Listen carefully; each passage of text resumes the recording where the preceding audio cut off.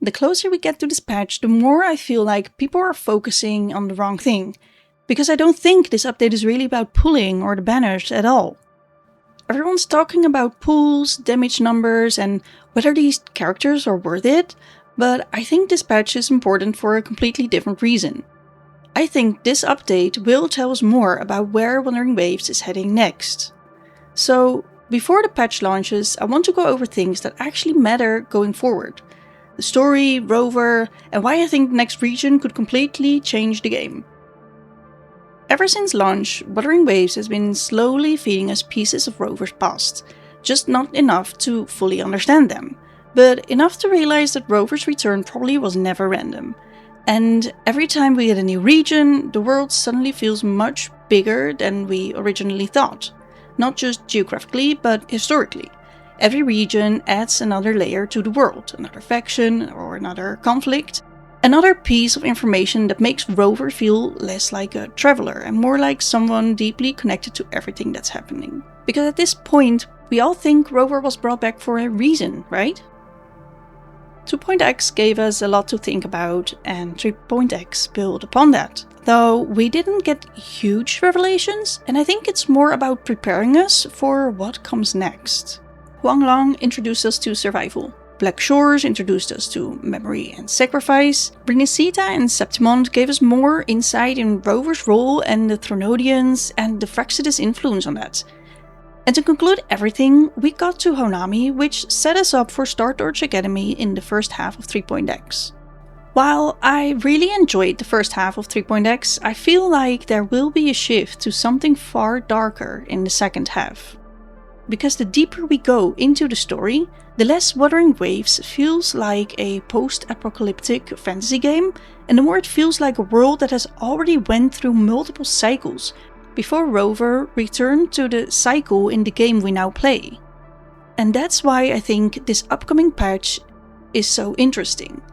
It's not because of the banners and it's not because of the combat, it's because it feels like the beginning of another major shift in the game's identity. With the Cyberpunk Edgerunners collab getting closer, this only enhances that feeling. And if you've watched Edgerunners, you will definitely know what I mean. The technology, the atmosphere, the architecture, it feels completely different from where the game started. And I don't think that contrast is accidental, because if the next region really is connected to the Federation, to the new Federation, then we're probably about to see a side of this world that is much more advanced, controlled, and maybe even more dark than anything we've ever seen before in this game. So up until now, most regions have felt ancient-like, ruined but fairly beautiful, and mostly spiritual. But this upcoming patch, or the upcoming patches, it feels more dark and more organized. And I really feel like that will change everything. Because one thing Wuthering Waves has consistently done well is making every region feels like it has its own philosophy. Jinzhou was about endurance and the Black Shores felt emotional and tragic, but the upcoming patches and the new federations feel so much colder. It's so much more calculated. And if that becomes the direction of the game going forward, then the story around Rover could become way more complicated than it already is. Because what will happen if Rover enters a place that really doesn't care about a hero at all? No hope for a better world, and just plain it is what it is and move on. Having seen Cyberpunk Edgerunners, I think we're in for a really tough ride. And I really think that's the part that people are overlooking.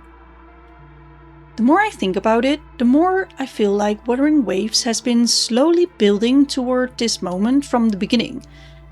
Even the way characters interact with Rover feels so much different now compared to launch. Because at first Rover felt mysterious because we knew nothing, and along the way we got some more information, and now Rover has more personality and feels more secure or hopeful in a way. And it's almost a comfortable feeling. And I think that completely changes the tone of the story, because I think Wuthering Waves will absolutely throw a 360 at us. to make us feel like we know nothing, or maybe start to lose faith in the story in a way. Because now with every new faction and every new region, every new character interaction might question what we thought we knew about the direction of the game. I think the new region could finally start answering questions the game has been holding onto for the entire time. And I think the next half year will set us up for that conflict in duality. But at the same time, I also think this is where Wuthering Waves faces its biggest challenge. Because building mystery is easy, and you also have to deliver on that. People will start and are already noticing the plot holes in some parts. And Wuthering Waves has actually an intriguing story compared to other gacha games. It would be such a shame if they don't deliver. I really hope they will keep up the pace and give us some answers in the upcoming patches. Because right now the game has its momentum with the anniversary, but the question still stands. Can they deliver? It's not that I don't have faith in Kuro, but I think people should be careful about viewing every patch only through the lens of pulls or meta, because every major region changes the game, and more importantly, the tone of the game evolves too. A character that feels essential right now might not feel nearly as important in the next patch. We already know that power creep is a thing, but Wuthering Waves takes it actually quite slow comparing to other gacha games. I absolutely don't mean that you shouldn't pull or you can't enjoy the story as is.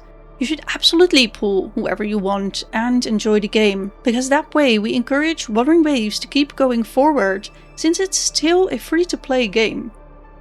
But I do think this is one of those critical moments of a game where it's worth looking at the bigger picture of where it's heading and what we might expect in the upcoming patches.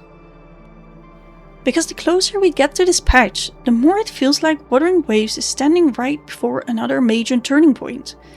Not just for the story, but for the identity of the game itself. Which brings me back to the conflict in duality, which I think will be the major theme going forward. So while everyone is deciding what to pull next, I think the bigger question is what kind of game Wuthering Waves is becoming. Because if this really is the setup for the next major region, then this patch might end up being remembered as the moment the game truly began moving into its next chapter. Well guys, that wraps this up. If you have any ideas, let me know in the comments. Where do you think this story and the game are heading? Let me know, and I see you in the next one.